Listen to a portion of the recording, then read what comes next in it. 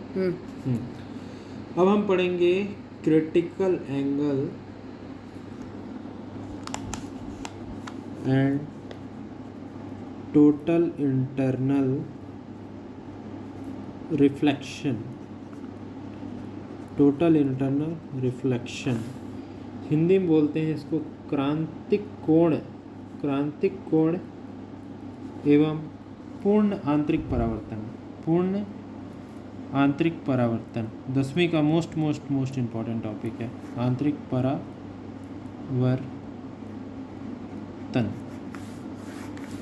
इसको समझने के लिए हमको समझना पड़ेगा जब लाइट रे दो अलग अलग मीडियम में जाती है तब वो कैसा व्यवहार करती है। सबसे पहले हम समझते हैं ये एक मीडियम के बीच का डिमार्केशन है, इसके ऊपर एयर है, नीचे वाटर है।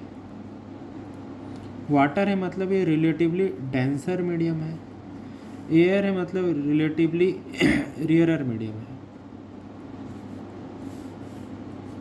ये सघन है, सघन है, ये विरल है।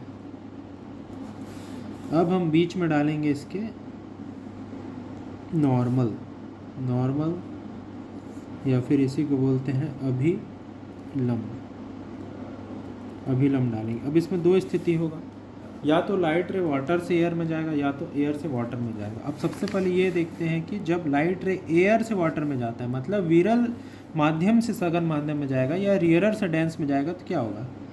लाइट रे आएगा,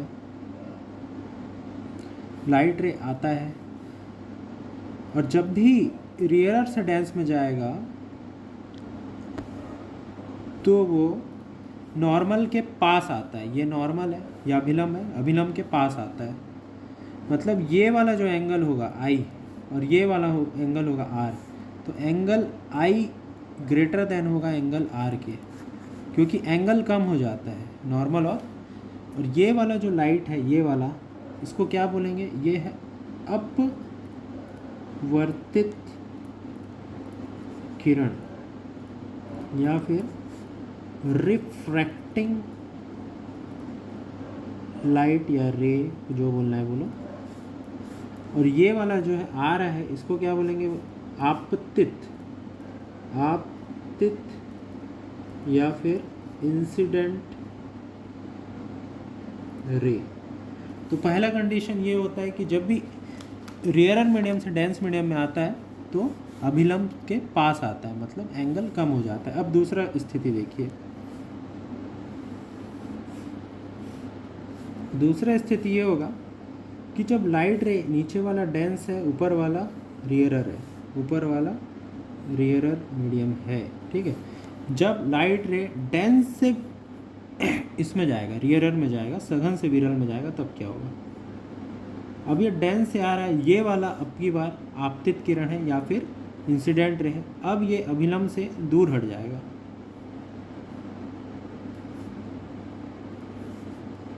ये वाला है इस बार इंसिडेंट रे, इंसिडेंट रे।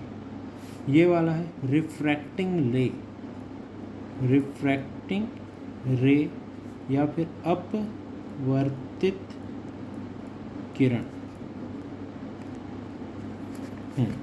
अब देखिए इसमें क्या हुआ, अब डेल्टा आई जो है कम हो गया, डेल्टा नहीं सॉरी, एंगल आई कम हो गया एंगल आर के, मतलब एंगल आर बढ़ गया, क्योंकि जब भी ये डेंस से रियरर में जाएगा तो अभिलंब से दूर हट जाता है, नॉर्मल से दूर हट जाता है।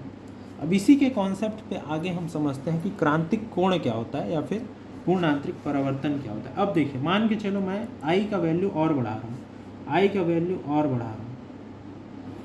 अब देखो आई का वैल्यू, इसको बोल दिया I one, delta I one का वैल्यू डेल्टा आई से ज़्यादा होगा ना, तो इसका वैल्यू और बढ़ जाएगा, डेल्टा आर वन, इसको हम बोल दिए आर वन, तो इसका वैल्यू और बढ़ जाएगा, ठीक।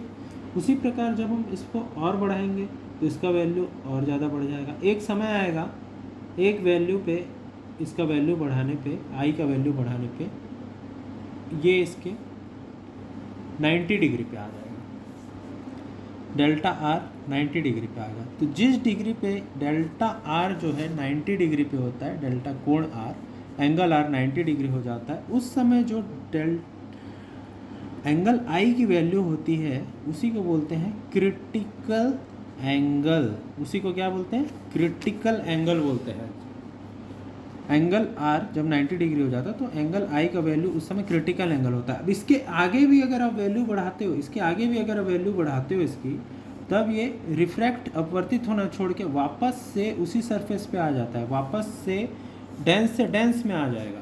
इस स्थिति में क्या हो जाएगा? इसका परावर्तन हो जाएगा, परावर्तन हो जाएगा मतलब रिफ्लेक्शन हो जाएगा। अचानक से देखो, पहले अपवर्तन हो रहा था, रिफ्रैक्शन हो रहा था, अचानक से क्रिटिकल एंगल के बाद परावर्तन हो गया, इसलिए क्रिटिकल एंगल का वैल्यू बहुत ज़्यादा है, उसके बाद परावर्तन होना शुरू हो जाता है, और ये परावर्तन बहुत ज़रूरी है। इसी के कारण हमको रेगिस्तान में मिराज दिखाई देता है। मिराज आपने देखा होगा, अलादीन वाले मूवी में भी देखा होगा, अलादीन के सीजन में भी देखा होगा, मिराज, जिसको मृग मरीचिका भी बोलते हैं।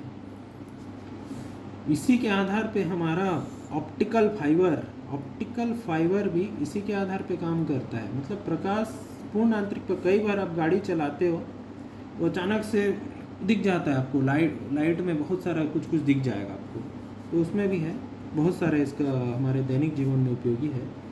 अब इसके आगे का हम अगले वीडियो में कंटिन्यू करेंगे। धन्यवाद।